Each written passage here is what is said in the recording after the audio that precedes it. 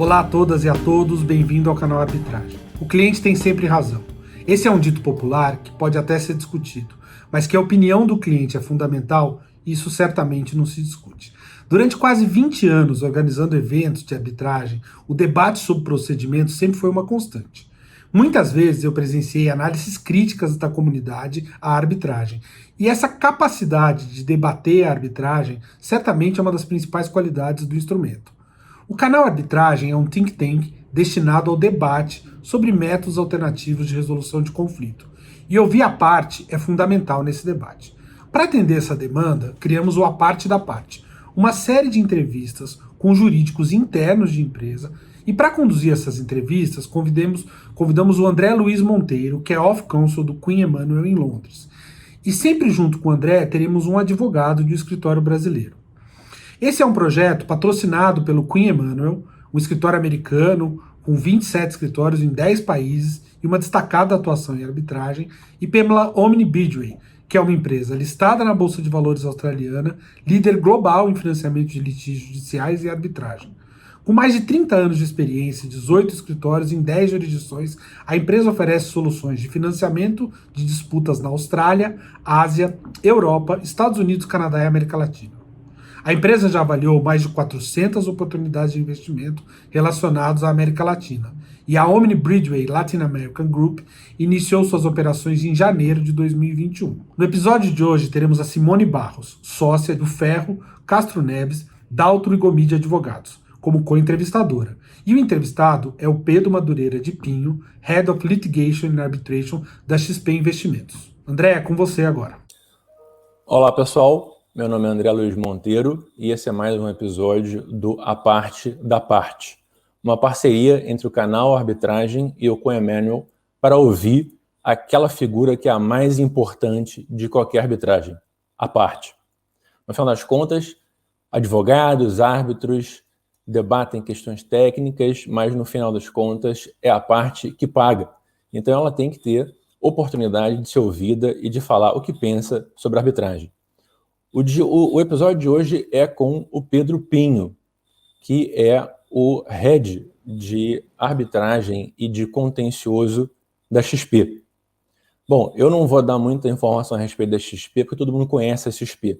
A única coisa que eu vou dizer é o seguinte: capa da Isto é Dinheiro de junho de 2021. A capa é o futuro global da XP. 3 milhões de clientes, 4 mil funcionários, 715 bilhões de reais de gestão, e só em 20 anos de existência. É muito importante ter o Pedro aqui, representando a XP. E o Pedro é um cara que eu conheço há pelo menos uns 15 anos, trabalhamos juntos lá atrás. Ele tem experiência com história de advocacia, tem experiência como cliente também, é o responsável por todo o contencioso do Grupo XP, são dezenas de empresas que vão de áreas desde educação até corretoras. Corretoras são 3, e o cara ainda tem então para correr 4 maratonas. Então, para me ajudar aqui nessa tarefa de entrevistar o Pedro, eu tenho aqui comigo a Simone Barros, que é sócia do Ferro, Castro Neves, Daltro e Gomide Advogados, em São Paulo. O escritório que eu tenho vários amigos, deixo aqui um abraço para o Marcelo, Zé Roberto, Aline, Pecoraro, Luciano, Karina, Rodrigo, enfim, Natália, Josi, a gente pra caramba. Deixo um abraço para todos. E a Simone vai me ajudar aqui nessa tarefa de fazer as perguntas fáceis, mas também de fazer as perguntas difíceis para o Pedro. E, Pedro, a minha primeira pergunta é uma pergunta fácil. É uma pergunta muito óbvia e muito comum. Quais são as maiores vantagens e desvantagens da arbitragem em comparação com o Poder Judiciário?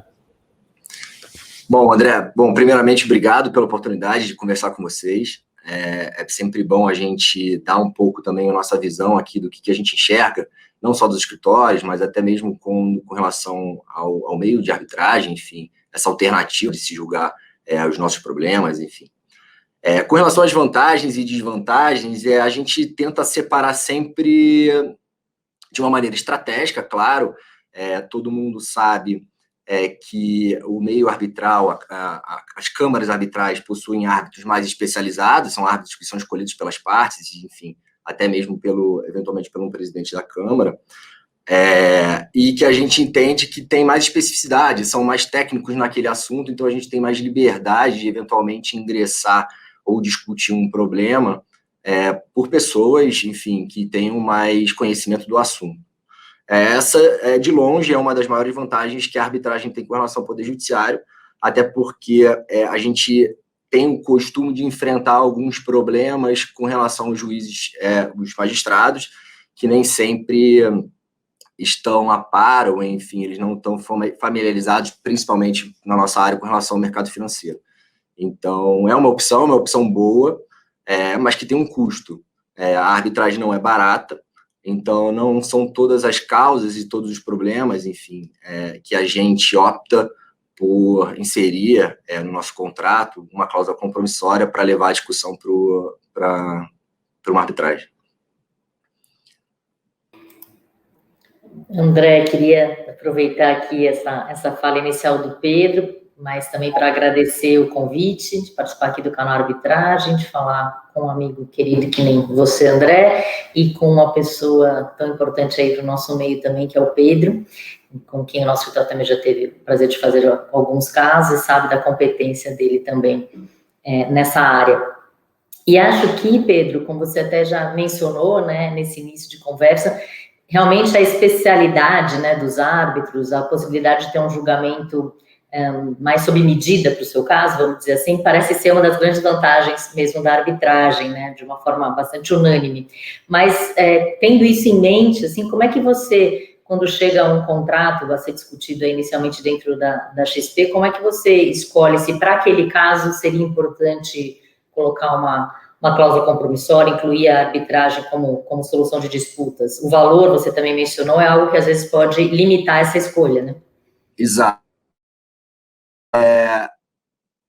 A gente, dependendo do contrato, claro, e da complexidade em que aquelas tratativas daquele contrato se desamarram, enfim, se desenvolvem, a gente vê sim a necessidade de a gente ter uma cláusula compromissória no nosso contrato, mas a gente sempre tem sendo um pouco repetitivo, a gente sempre tem um viés financeiro por trás da nossa decisão, do nosso poder de decisão com relação a isso, porque para muitos casos não vale a pena a gente ter um custo super alto para uma discussão que, no final das contas, para a empresa não vai ter um retorno financeiro satisfatório ou que compense o custo. É claro, existem discussões que não têm um valor definido, e vale muito mais a discussão jurídica e o conceito do que está se tratando do que simplesmente um valor pecuniário, enfim, ou eventualmente uma indenização que a gente venha a receber. Então, a gente tenta, dependendo do que a gente está tratando aqui, ver se aquela discussão o que é mais importante naquela discussão, se é um retorno financeiro ou se é uma discussão jurídica, um conceito que a gente precisa, de alguma forma, ter, ainda que a gente esteja certo ou errado, quando a gente faz o contrato, a gente nunca sabe quem está certo no final das contas, a gente só sabe quem está certo quando vira um litígio, mas são discussões que a gente precisa que seja bem refinada, que a gente tenha uma decisão, ainda que negativa, que tenha sido bem fundamentada, para eventualmente a gente até refazer essa cláusula ou pensar numa cláusula diferente. Não seja uma coisa que seja discutida, vamos dizer assim, em massa no Poder Judiciário, seja uma coisa customizada. Então, respondendo a sua pergunta, eu acho que é uma questão de estratégia, de conceito, enfim, do que está sendo tratado versus o retorno financeiro para ver se aquela cláusula faz sentido ou não. E Pedro, na sua experiência aí na XP, já tiveram ocasiões em que o contrato não tinha, por exemplo, uma cláusula compromissória e vocês chegaram a firmar um compromisso arbitral, ou seja, entenderam por optar pela arbitragem, mesmo sem uma previsão no contrato? Isso já aconteceu?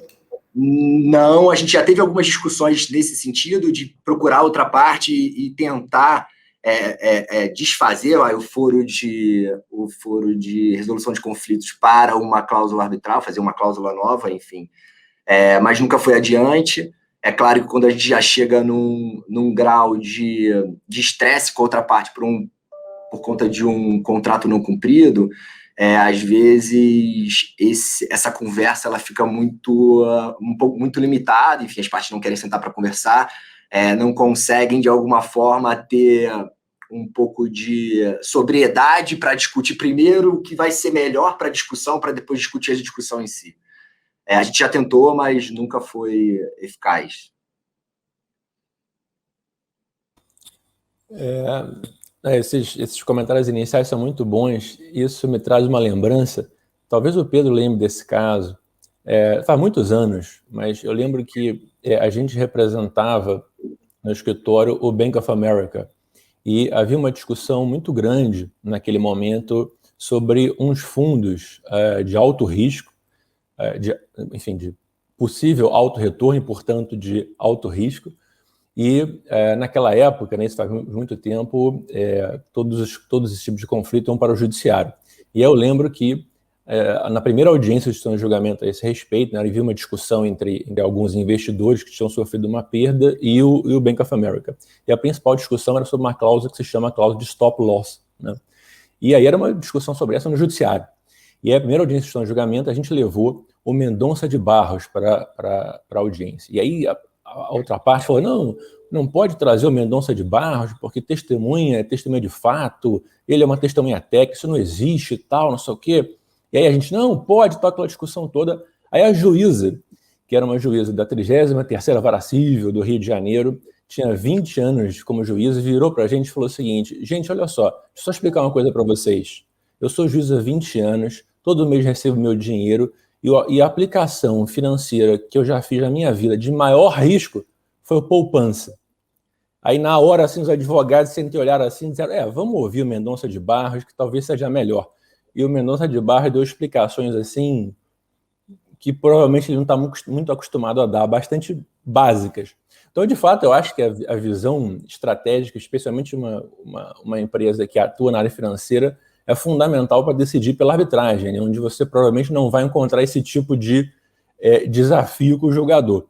E aí eu vou emendar na minha pergunta, que é o seguinte, que é uma pergunta básica também, né? Quer dizer, toda vez que você vai para a arbitragem, você precisa fazer algumas escolhas, né? Precisa saber se é arbitragem institucional, se é ad hoc, precisa saber se vai ser direito brasileiro, se vai ser estrangeiro, se os árbitros, né, vão ser brasileiros ou internacionais, se a sede vai ser no Brasil, se não vai, e o porquê dessas escolhas todas.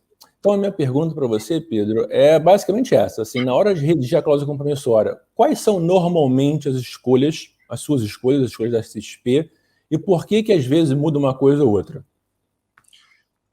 A gente segue alguns padrões e a gente entende que existem câmaras melhores e piores que outras, enfim, normal. Não vou listar aqui quem a gente entende que é melhor ou pior, mas que são câmaras que têm mais tempo e que, enfim, que tem, apesar de a gente conseguir, salvo raríssimas exceções, escolher árbitros de fora da câmara, são câmaras que já têm no hall delas árbitros bons, conhecidos, enfim, que atendem às nossas necessidades. Em regra, a gente, então, escolhe, fica perto desse hall pequeno de câmaras que a gente define, que são todas brasileiras, tá? A gente, obviamente, tem preferência por uma câmara brasileira, o que faz todo sentido, porque, num primeiro momento, o maior número de contratos nossos com pessoas, enfim, brasileiros, empresas brasileiras, tem que ser tratadas aqui, com a lei brasileira, enfim, não só mais cômodo, mas como óbvio. Em contratos que a gente faz com pessoas estrangeiras, a gente tenta fazer aquela mesclagem, a gente força a nossa barra para cá, eles forçam a nossa barra para lá, mas a princípio a gente costuma fechar sempre uma câmara brasileira, ainda que seja um contrato estrangeiro, tá? E aí a gente tenta achar uma câmara que a própria empresa estrangeira concorde, enfim, tenha de fato alguma referência, tá? Não existe preferência, existe uma certa orientação, até mesmo por um pouco de comodidade, até mesmo termos árbitros que tenham experiência até com as leis brasileiras, enfim, como a gente mexe muito com o CVM, com questões regulatórias, dificilmente um árbitro internacional vai ter esse conhecimento.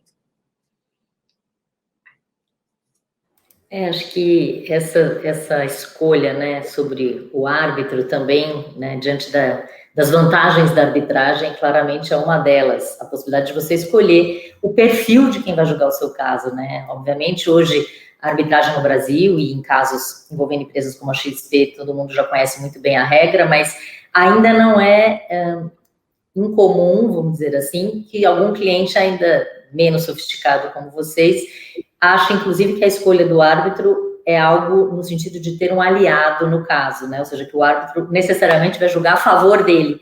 E a gente, às vezes, né, André, tem que explicar isso um pouco para o cliente, que a escolha do árbitro não é uma escolha para o resultado do caso. Mas, obviamente, o perfil do árbitro influencia na boa condução do procedimento em prol de todo mundo que participa dele, né, independente do resultado final do caso. Mas quais são, assim, as qualidades que você acha que um árbitro precisa ter? A disponibilidade é um fator importante, como você até já chegou a pontuar? A disponibilidade do árbitro? Sim. Bom, voltando um pouco, é claro, a gente faz um dever de casa junto com os escritórios que a gente contrata. O jurídico da XP é um jurídico que trata das suas próprias ações, então a gente tem profissionais aqui que cuidam das ações da empresa. A gente não terceiriza, então a maioria das ações estratégicas a gente cuida internamente, mas a gente tem os nossos escritórios contratados, que são escritórios super bem selecionados e que são os que tocam principalmente as arbitragens, justamente por conta de ser um procedimento muito mais refinado e que exige tempo, estudo e enfim, pesquisa, que muitas vezes o nosso time aqui, muito embora tratem de ações estratégicas, não teria tempo de tocar sozinho uma arbitragem, porque todo mundo sabe que é um processo muito mais trabalhoso. Com relação à escolha dos árbitros, a gente tenta fazer uma parceria com o próprio escritório. A gente não conhece todos os árbitros que existem, a gente faz um movimento de pesquisa daqueles que estão disponíveis e daqueles que eventualmente poderiam atender aquelas, não as nossas expectativas, mas as nossas expectativas de expertise. Então, a gente sempre tem, eventualmente, alguém para indicar que está relacionado ao mercado financeiro, não necessariamente seja um acadêmico, mas aquele que está perto da própria Bolsa de Valores, enfim, que sabe o dia a dia. Isso é muito importante para a gente. Então, a gente faz essa troca de informações com o escritório que a gente contratou, justamente para, em conjunto com eles, a gente escolher a pessoa mais adequada, não necessariamente, como você falou, aquela que eu acho que vai decidir a meu favor, até porque a gente já teve experiências que o árbitro que a gente indicou, ele decidiu contra. Isso faz parte do jogo. Todo mundo sabe disso. Mas, pelo menos, aquela pessoa que a gente tem quase certeza de que não vai faltar informação para ela. Informação não só acadêmica, mas como informação do cotidiano e de viver aquilo, que é o nosso mundo, que é um mundo bem, não vou dizer complexo, mas é bem específico. Eu queria explorar um pouquinho mais, Pedro, essa escolha do árbitro, porque a gente tem perfis na nossa comunidade arbitral brasileira, perfis bastante diferentes, né? Você encontra desde professores titulares e que são exclusivos acadêmicos, até advogados e advogadas com muita experiência em escritórios de advocacia, mas que nunca, enfim, não têm uma carreira acadêmica.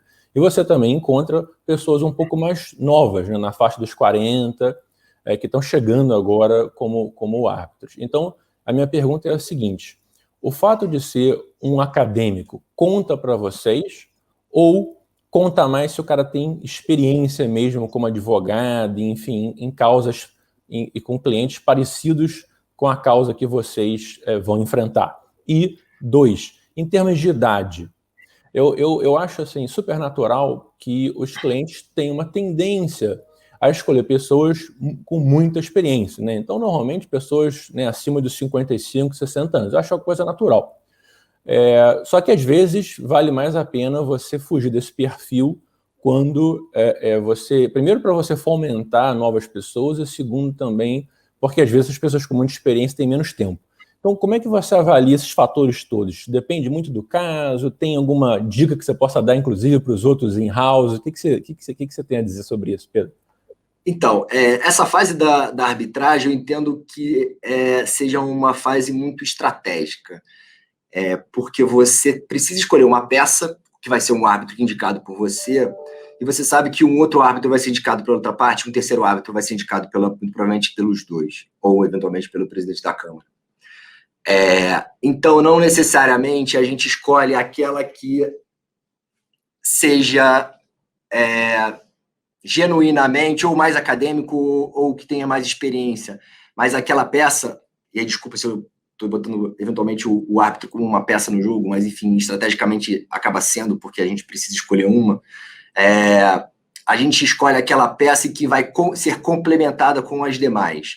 Então, se eventualmente eu sei, ou fiquei sabendo que a outra parte tem preferência por um árbitro ou outro, ou já escolheu um árbitro ou outro, que para mim é um árbitro super bom e que já tem uma experiência na prática, enfim, no mercado financeiro, talvez eu opte por escolher uma pessoa mais acadêmica, porque a gente entende que uma câmara arbitral, os 3 árbitros, eles precisam se complementar e não simplesmente ter o mesmo pensamento ou a mesma experiência entre si. Então, já respondendo uma outra questão sua, a idade pouco importa, porque muitas vezes a pessoa é mais velha, tem mais experiência acadêmica, mas ela também não se renovou, ela não está mais atualizada, ela não sabe quais são os novos procedimentos, o que acontece, enfim, se tiver novas discussões. Então, a gente faz esse estudo, a gente entende um pouco a parte acadêmica daquela pessoa, é claro que um árbitro precisa ter uma parte acadêmica bem apurada, enfim, uma boa histórico acadêmico. Por outro lado, a gente precisa que essa pessoa tenha algum tipo de experiência, e a gente tem, obviamente, preferência a escolher aquelas pessoas, os advogados, vamos dizer assim, que eventualmente têm experiência com aquele tipo de disputa, e alguma vez na vida eles já viram aquela disputa, eles já fizeram já estiveram como advogados entre uma parte e a outra, ou seja a vencedora, seja a que saiu vencida. Então, a gente não tem preferência, a gente estuda as peças. E a gente estuda muito com relação às outras opções. Então, se eventualmente só existe um cara, uma mulher, que tenha, dentre as opções dadas muitas vezes pelo tribunal, que é a única que tem experiência prática da coisa, vai ser ela, porque essa pessoa, ela precisa estar no tribunal. Entendeu? Ela precisa da visão dela de como as coisas funcionam. Porque se eu colocar 3 acadêmicos, os 3 acadêmicos vão fazer uma tese de doutorado, pós-doutorado, com relação ao meu caso. E eles não vão resolver porque eles provavelmente não sabem como a jurisprudência está entendendo aquilo. Óbvio, eu estou exagerando, mas é bem isso como funciona. É um jogo, é uma estratégia que a gente tem que decidir, e tem que decidir de uma maneira não achando que o árbitro que eu escolhi, obviamente, como a Simone falou, vai decidir a meu favor, mas sim como uma peça que vai complementar todas as outras e que vai ser uma câmara, um colegiado ideal para decidir aquilo. Enfim, da maneira correta e mais completa possível. Sobre esse aspecto, Pedro, você está trazendo aqui muita informação, bastante útil, imagino, para quem também está, talvez, iniciando, né, numa escolha de processo aí de árbitros numa arbitragem, e em relação à escolha dos árbitros, né, isso que a gente está dizendo aqui, mas em relação à escolha dos advogados, existe algum tipo de referência, além de talvez um renome no mercado, mas você, por exemplo, os rankings de revistas de advocacia, o Chambers, enfim, outros de referência, são usados, são pontos de partida para a escolha de um escritório, ou é mais, talvez, na experiência pessoal, no boca a boca mesmo? Como é que vocês se abastecem de informações sobre os escritórios? Tem um pouco de tudo, eu acho. Eu acho que no meio jurídico, acho que no final das contas todo mundo acaba se conhecendo de uma maneira geral. Seja porque trabalhou contra ou a favor ou num escritório, enfim, conhece, lê artigos, lê jurisprudência, lê artigos acadêmicos, vê eventualmente uma jurisprudência que foi aquele escritório que levou adiante aquela discussão. Então, existe sim um pool de escritórios, que não é pequeno, muito grande nesse meio, que a gente sempre tem na cabeça, até porque muitas vezes são escritórios que algum advogado ou outro já trabalhou, então tem como referência, e ao longo do tempo você cria essas referências e eventualmente esses contatos. É claro, a revista de que ranqueia os advogados é muito importante para a gente sempre dá uma olhada, porque a gente sempre quer ver e se atualizar de quem está sendo, vou botar entre aspas, quem está badalado naquele assunto, naquele tema, porque muitas vezes a minha referência está ultrapassada. A minha referência pode ser de 10 anos atrás, eu só tive esse problema agora, então eu preciso ir atrás de alguém que esteja atualizado, que seja um nome novo, que tenha ingressado num escritório diferente, enfim. Então, sim, a gente pesquisa muito, é claro que a gente tem as nossas referências. Existem os grandes escritórios do Brasil, que já são referências há anos, e a gente não pode deixar esse escritório de lado. Então, é claro, existe uma tendência, mas não existe uma obrigatoriedade. A gente gosta até de diversificar, porque a gente sabe que tem muita gente boa. Muita gente boa. Não, ótimo. Eu fiquei com uma dúvida, você estava respondendo sobre a escolha dos advogados, eu fiquei numa dúvida. É muito comum que os advogados, né, os escritórios que redigiram o contrato, às vezes eles também são mantidos quando vem o litígio, às vezes não, né? Tem escritórios que são full service, que tem a área que redige os contratos, e também tem uma área de litígio. Tem outros escritórios que são boutiques, que só fazem o litígio, que só fazem a redação dos contratos. Isso é importante para vocês? Eu já ouvi uma coisa que eu não sei se reflete na opinião do cliente, que é o seguinte: é perigoso você, às vezes, indicar para o litígio o advogado que redigiu o contrato, porque às vezes ele vai se preocupar mais em defender o que ele escreveu lá do que o próprio cliente. Por outro lado, tem outro lado da moeda sempre, por outro lado, talvez o cliente gaste menos dinheiro com a curva de aprendizagem, né? Porque vai ser um advogado, um escritório, pelo menos, que já vai ter trabalhado na redação do contrato, e a curva de aprendizagem, portanto, é maior, menos horas a bilar, invoices mais baratas. Como é que você vê essa situação, Pedro? André, eu sou um civilista, né, processualista, você sabe muito bem, eu fui criado dentro de um escritório bem específico com relação a isso, então eu tenho os meus vieses, tá, com relação aos civilistas, enfim, eu prefiro, tá, mas isso é uma opinião, Pedro. Respondendo a sua pergunta, não é comum, pra gente sequer é óbvio isso, tá, e muitas vezes nem acontece. O que acontece muito, eventualmente, é quem está preparando um contrato tentar consultar o próprio contencioso, vamos dizer assim, do escritório que está redigindo aquele contrato, para ver se tem alguma coisa ali que esteja fora da curva ou que precise ser melhorado. Aqui na corretora, a gente, por eu ter um histórico muito civilista, enfim, de processo e ter trabalhado em escritórios em contencioso, a gente gosta de fazer um pouco essa dobradinha de, às vezes, não misturar.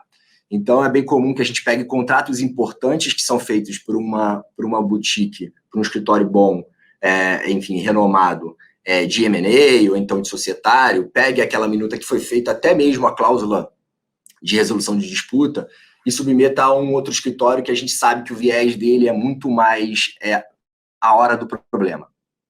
Porque muitas vezes a pessoa que redige o contrato, ela só está pensando nas maravilhas que aqueles contratos vão trazer entre as partes. E o contencioso, ele não quer saber do comercial, porque para ele importa aquele comercial, ele quer saber aonde naquele contrato vai dar problema. Então são visões diferentes. E eu particularmente prefiro aqui, muitas vezes quando a gente conduz aqui os nossos contratos, não é regra, claro, a gente faz isso pontualmente, a gente pega os nossos contratos e submete a escritórios que a gente sabe que são as nossas referências com relação à resolução de disputa, e pede, então, para ele dar uma revisitada naquilo ali, eventualmente identificar onde está o erro. Se é que eu posso dizer assim. Pedro, você falou sobre uma parte muito importante do nosso dia a dia como advogados, em que a gente vê o reflexo disso tudo, ou seja, quanto mais se discute a formação do contrato, né, e tem essa preocupação, como você disse, não fazer apenas uma cláusula pensando naquele momento, mas já com o olhar de um possível litígio, imagina-se que quando você está nesse design contratual, você imagina como evitar o litígio, né? Eu acho que a última coisa que os contratantes querem é contratar para ter um litígio, né? Todo mundo quer contratar para fazer um negócio, para fechar uma operação, não para ter um litígio. O litígio é algo a ser evitado. E uma boa redação do contrato, ela representa 90% do caminho de se evitar um litígio, né? Em termos de interpretação, de cláusulas contratuais, quanto mais definidas essas cláusulas, maior a possibilidade de se evitar o litígio. Porém, isso tudo gera custo de transação, né? Custo de negócios, de você perder muito tempo, eventualmente, discutindo um contrato, e às vezes a gente acaba usando essas cláusulas um pouco padrão, né? Você tem essa preocupação também na gestão aí desses contratos, quando você vai fazer um contrato, perder um pouco mais de tempo, com um pouco mais de cuidado na redação das cláusulas do contrato para evitar o litígio? Sim, é preciso, é claro, existem todos os tipos de contrato, né, desde o mais simples, desde o mais complexo. É claro que não se perde muito tempo com problemas ou então de revisões de contratos menores, até porque não faz sentido, nem mesmo econômico, aí a gente volta naquela questão lá inicial, enfim, não faz sentido eu perder tempo nem dinheiro aqui para discutir uma coisa que, um problema que se der um problema vai ser um valor muito baixo para um todo, claro. Mas sim, em contratos mais complexos a gente tem essa atenção, a gente precisa ter essa atenção, justamente porque a gente sabe que na hora que as partes não estão mais felizes, enfim, é a hora do divórcio, o que vale é o que está escrito. Então, não o que as pessoas pensaram, enfim, até vale, às vezes, muitas vezes, qual era o ânimo das pessoas de fazer aquele contrato, enfim, tem uma discussão super acalorada sobre isso, mas no final do dia a gente sempre vê que um contrato bem feito, bem amarrado, ele não tem problema. E quando tem problema, a regra do jogo está ali. Não tem muito o que ser discutido nem mesmo no judiciário, ou, enfim, numa arbitragem. Então, muitas vezes é preciso ter um pouco mais desse cuidado, gastar um pouco mais com relação a isso, justamente para evitar um problema no futuro, e que um problema vai ser muito maior. E até mesmo a redação da cláusula de arbitragem, de solução de disputas, né? Que quando a gente não toma muito cuidado, acaba tendo discussão lá na frente. Também sobre a própria, até o início da disputa fica difícil. Exatamente. Mas, Pedro, desculpa, você falou aí sobre a especificidade até dos teus negócios, né? Sobre que às vezes tem questões que nem merecem mesmo tanta discussão.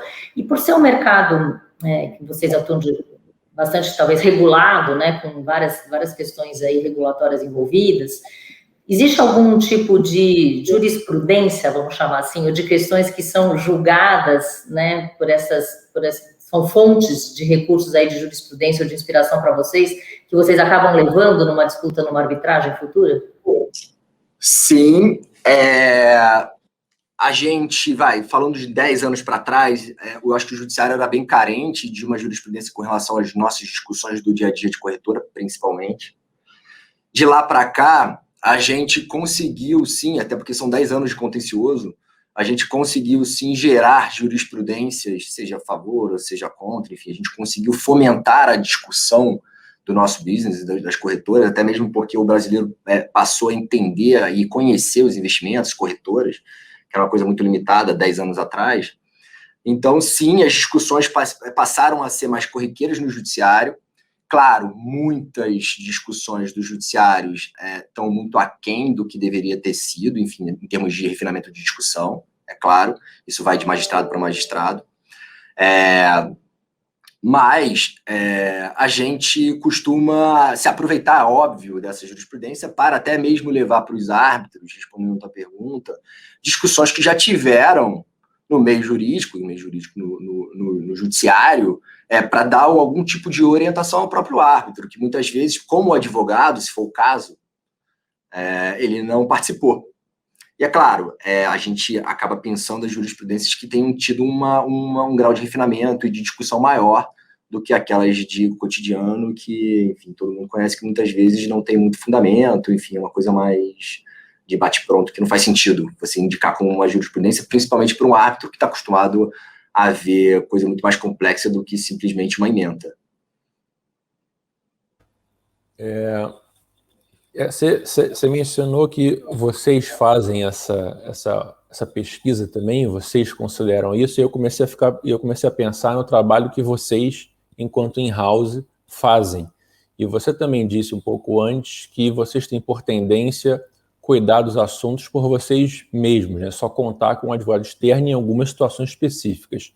E aí a minha pergunta uma das vantagens da arbitragem sem sombra de dúvida, o maior tempo que se tem para produzir provas, e talvez o que seja mais evidente nessa vantagem seja a audiência, né? Que às vezes você tem uma semana inteira para fazer uma audiência, o que é evidentemente cansativo e sai caro para o cliente, porém, você consegue exaurir a matéria e interrogar, entrevistar várias pessoas, enfim, um debate muito amplo entre os advogados, os árbitros fazem perguntas, e daí você consegue realmente entender com maior profundidade do que está acontecendo. Só que, evidentemente, isso também tem um ônus, né, que é um ônus de tempo e também para o cliente, não só para os advogados. Então, a minha pergunta é, quando vocês estão numa arbitragem, a preparação interna, né? Essa é uma pergunta que os outros in-houses que estão assistindo a gente vão se interessar muito em saber. É mais complicada a preparação interna de um in-house com o seu time por uma arbitragem ou é a mesma coisa de que por um processo judicial? E o que você destacaria assim como alguma ferramenta de gestão, alguma ideia que você pratica na XP que de repente outros in-houses podem adotar também? O trabalho não é o mesmo, dos processos que a gente tem in-house e a gente cuida, é maior, tá? Porque a gente se envolve em 100% do que está sendo feito, inclusive a gente vai para os escritórios, enfim, que estão cuidando da nossa arbitragem, e passa a tarde inteira repassando os documentos e falando o que poderia ser, o que não poderia ser. É claro, a gente sempre destaca uma pessoa que vai ter conhecimento de tudo que está sendo discutido, mas esse advogado, ele, in-house, ele vai para o escritório de advocacia, nas reuniões preliminares das audiências, principalmente, e a gente vira à noite com os advogados para preparar a apresentação e mudar slide e fazer de tudo um pouco. Então, nada muda. O que muda é justamente essa força extra que a gente contrata para ajudar a gente a tocar esses assuntos mais específicos, justamente porque, de fato, enfim, enquanto você contrata um escritório de advocacia externo para tratar dos seus assuntos num âmbito de arbitragem, ele tem um exército de pessoas ali trabalhando e que não necessariamente é um exército que eu tenho disponível aqui para cuidar de um único caso. Mas sim, a gente destaca pessoas internas, in-house, para acompanhar, não só acompanhar, mas, enfim, fazer a quatro mãos com os advogados contratados, esse trabalho. Então, em tese, piora o trabalho do advogado interno, né? Porque ele trabalha muito mais, porque, enfim, ele acompanha lá esse exército de advogados que foram contratados para essa audiência, que realmente tem audiências que duram uma semana inteira e são exaustivas e milhões e milhões de PPTs e provas no slide. Pedro, tem uma ideia, né, assim, hoje, no momento, até um pouco no Brasil, a gente está vivendo um tempo em que as sentenças arbitrais, elas vêm sendo, em alguma medida, questionadas no judiciário. Até existe uma discussão, sob o ponto de vista empírico, se isso realmente é uma verdade, uma realidade, ou apenas um dogma que se criou nas discussões atuais, porque a gente ainda não tem, né, um levantamento de dados para nos informar adequadamente sobre isso porque, obviamente, você também pode ter um aumento de situações levadas ao judiciário pelo próprio aumento de arbitragens, né, ser uma coisa em decorrência disso e não proporcionalmente um aumento real de ações anulatórias. Mas como você vê a qualidade das sentenças arbitrais? Assim, você entende que elas são bem fundamentadas, que elas trazem uma pacificação do litígio para o bem ou para o mal, e se você já foi envolvido em alguma, a XP já foi envolvida em alguma ação anulatória de sentença arbitral? Não, a gente nunca foi envolvido em uma ação anulatória, graças a Deus, pelo menos da nossa parte, né?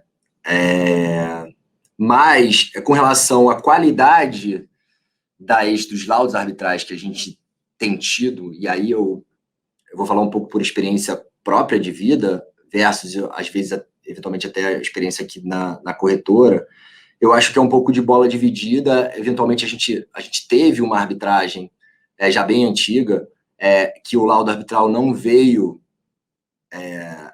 com o grau de requinte que a gente... E foi uma das primeiras arbitragens da corretora que a gente esperava, tá?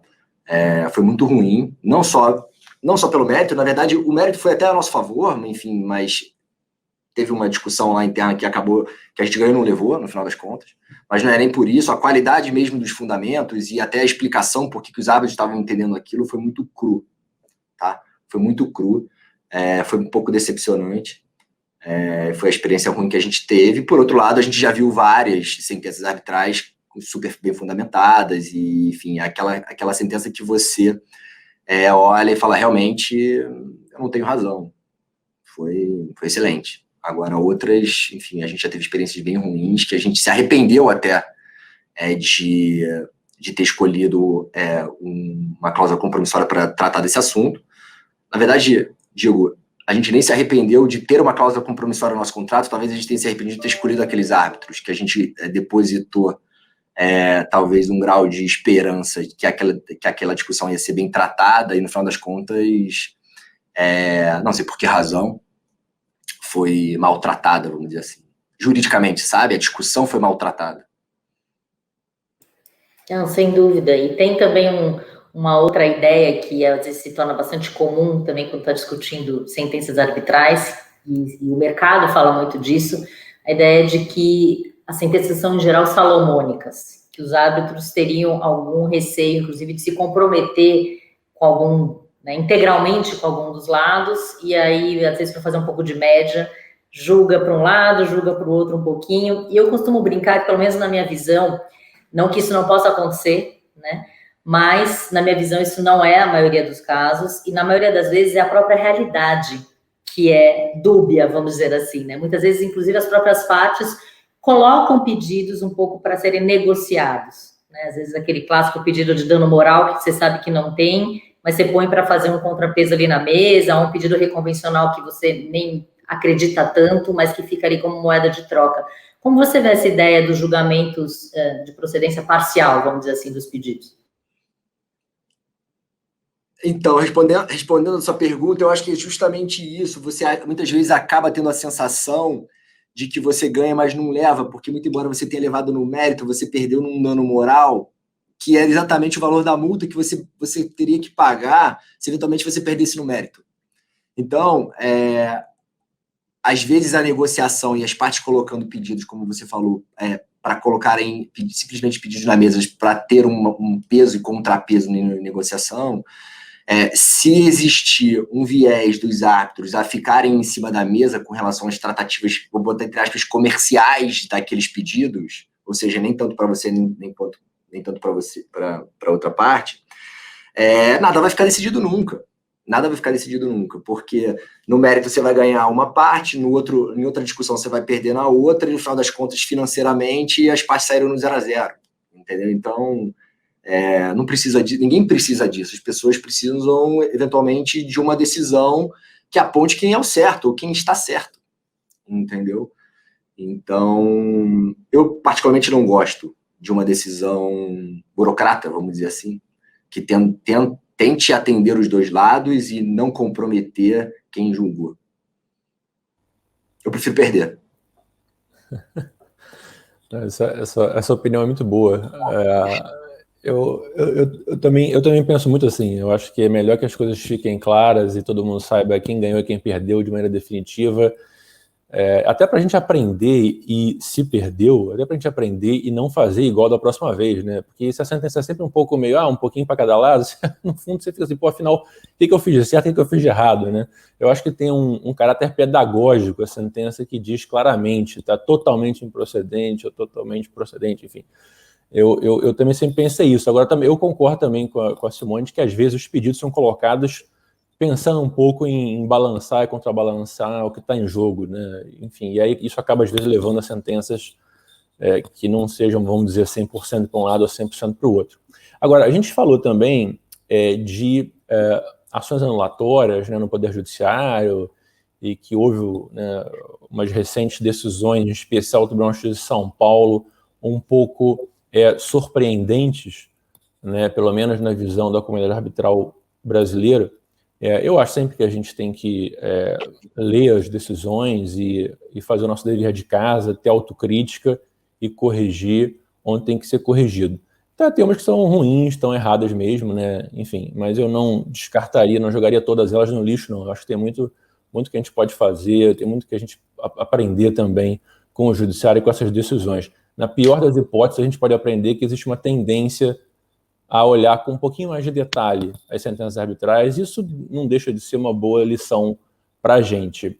Mas uma dessas decisões foi uma decisão que considerou inconstitucional o dispositivo que prevê que as arbitragens que cheguem ao judiciário, seja porque é uma execução de sentença arbitral, ou seja porque é uma execução de uma medida de urgência, enfim, qualquer tipo de tema relacionado à arbitragem que acaba chegando ao judiciário, tinha um dispositivo no CPC que foi replicado na lei de arbitragem que dizia que o processo judicial fica sob segredo de justiça.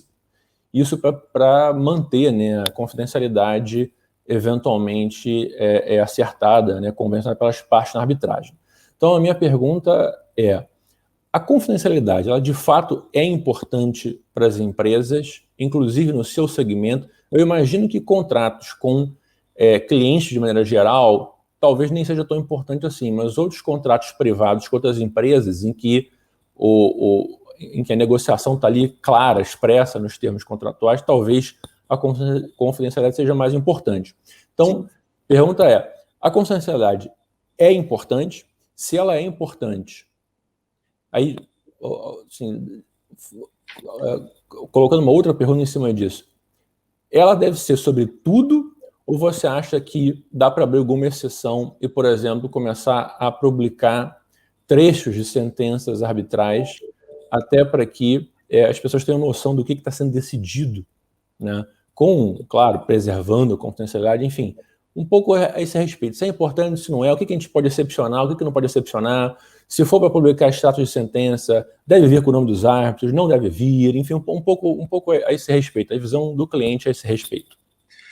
Eu acho que deveria ser um misto, tá? Eu acho que é importante que algumas discussões sejam públicas de alguma maneira, para ver até mesmo o que se pensa sobre aquele assunto, até mesmo para replicar aquele entendimento aos novos contratos, as novas decisões que são feitas dentro da empresa, com base, obviamente, como a gente faz hoje no jurídico, com jurisprudência, a gente toma rumos de decisões aqui dentro com base no entendimento daquilo que está sendo tratado, daquele problema, enfim, daquilo que a gente está discutindo. Seria interessante, sim, a gente ter, de alguma forma, acesso a discussões de terceiros. Obviamente, aí eu concordo que deveria ter algum tipo de confidencialidade com relação às partes, principalmente com relação a eventuais cláusulas comerciais daquela discussão, que eu acho que não precisa ser uma coisa pública, é uma informação pública. Muitas vezes as empresas dependem, inclusive, dessa informação sigilosa para manter o próprio negócio, então não tem porquê ser um processo 100% público, mas eu acho sim que a discussão de direito deveria ser disponibilizada. E aí, enfim, tem que ter algum tipo de criatividade para saber como disponibilizar isso, e como você falou, se vai ser um extrato, se vai ser uma ementa, enfim, uma orientação, tem que ter um pouco de criatividade para tentar achar uma solução no meio do caminho com relação a isso. Eu não me oponho, é claro que tem decisões, tem informações que são estratégicas, e essas sim não deveriam ser públicas, mas, por outro lado, eu acho sim que discussões jurídicas deveriam ser disponibilizadas para todo mundo, porque só tem a acrescentar a todo mundo, ninguém precisa esconder eventualmente uma decisão jurídica. O que eu acho que eventualmente precisa ter uma adaptação das empresas, ou então das partes, à nova realidade daquilo que elas estão tentando aplicar. Entendeu? Não, bem bacana esse comentário. Acho que, assim, essa ideia de fazer uma coisa meio mista é uma ideia que atende os clientes. Agora, duas coisas a esse respeito. Primeiro, o nome dos árbitros. Se você acha importante que também o nome dos árbitros seja revelado, para que haja uma certa massa crítica a respeito do que cada árbitro tem decidido e as escolhas possam ser feitas com base nessa informação, ou se isso, na verdade, seria ruim. Essa primeira, depois eu volto no segundo ponto. Vamos lá, eu acho que é um pouco mais complicado. Eu, como pesquisador, quando vou escolher um árbitro, eu, obviamente, tenderia a escolher aqueles que eventualmente já decidiram a meu favor. Mas, olhando pelo viés do árbitro, eu não gostaria que alguém me rotulasse por uma opinião que eu dei lá atrás e, eventualmente, eu mudei de ideia, ou então eu refinei a minha ideia no futuro. Então, eu acho que é uma discussão bem interessante. Eu, como cliente, é óbvio que eu gostaria de minimizar, ou então ter uma decisão mais assertiva naquela peça daquela parte estratégica da composição da Câmara Arbitral, mas, por outro lado, eu entenderia a posição do árbitro quando ele fala, puta, mas eu não quero ser rotulado pelo cara que decide só disso, porque se amanhã eu mudar de opinião, ninguém vai saber porque eu mudei de opinião, porque nunca ninguém me escolheu para me dar a oportunidade de mudar de opinião, entendeu? Então, eu acho que é uma discussão difícil. Difícil. O cliente preferiria, mas enfim, não acho sadio para a estrutura em toda, de uma maneira geral. Não, eu também acho que é uma discussão bem complicada. Eu acho que a gente tem que debater bastante esse tema. Essa minha segunda parte da pergunta você já respondeu, então acho que, Simone, acho que você pode avançar a próxima pergunta. Eu acho que tem uma curiosidade aqui relacionada a um comentário inicial aqui da nossa conversa, né, Pedro, que a ideia de que uma desvantagem da arbitragem é justamente o seu custo alto. Né? É lógico que quando a gente fala de custo alto, só para fazer uma ressalva também, a demora de um processo judicial, que às vezes pode demorar 10 anos, a gente sabe que tempo também é dinheiro, né? Então, a gente, na verdade, fala talvez que a arbitragem ela é mais custosa, mas ela também pode trazer um retorno financeiro mais rápido, né? Se você estiver, por exemplo, demandando um crédito, em vez de estar na posição de devedor, a arbitragem ela pode compensar, né, esse investimento inicial com uma apropriação ali mais rapidamente do seu crédito. Mas um outro artifício, né, que às vezes as empresas utilizam é a possibilidade de financiamento dos litígios, né, exatamente para contrapor aí esse custo realmente que é alto no início ali da arbitragem, principalmente com o pagamento de árbitros e mesmo com toda a estrutura em torno, né, de advogados, assistentes técnicos, né, dependendo da complexidade do caso. Como você vê essa possibilidade de financiamento e especialmente desses third party funds que às vezes são usados justamente para financiar litígios? Não, é uma ideia excelente, enfim, como advogado de uma corretora, não poderia deixar de fazer o comentário que no sentido de que tem que ver quais são as taxas, né? Porque, eventualmente, eu tenho uma aplicação melhor do meu dinheiro do que a taxa que ele vai me cobrar. Então, voltando lá ao nosso piso, a nossa discussão de sempre, tudo sempre vai acabar numa discussão financeira. Então, se a taxa for atrativa, claro, não tem porquê, eu acho super fazer com que as pessoas tenham acesso à arbitragem por conta de financiamento é super interessante, mas tem que botar na ponta do lápis.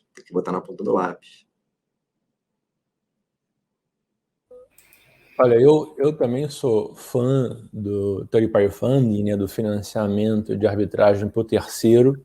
Eu acho que é uma realidade que já existe no Brasil, tem vários funders importantes brasileiros e também funders estrangeiros com total interesse no Brasil. Né? Eu já tive pelo menos umas 4 ou 5 ocasiões em que discuti tanto com funders brasileiros quanto estrangeiros litígios no Brasil. Eu só não gostaria de estar na pele dos funders para discutir retorno financeiro com a XP. Eu não queria estar na pele deles. Agora, eu acho, gente, que esse bate-papo aqui foi muito importante, contribui muito para o desenvolvimento da arbitragem, para que a gente entenda o que o cliente pensa, as sugestões, coisas que a gente pode melhorar, coisas que já estão boas e que a gente pode continuar aplicando, né?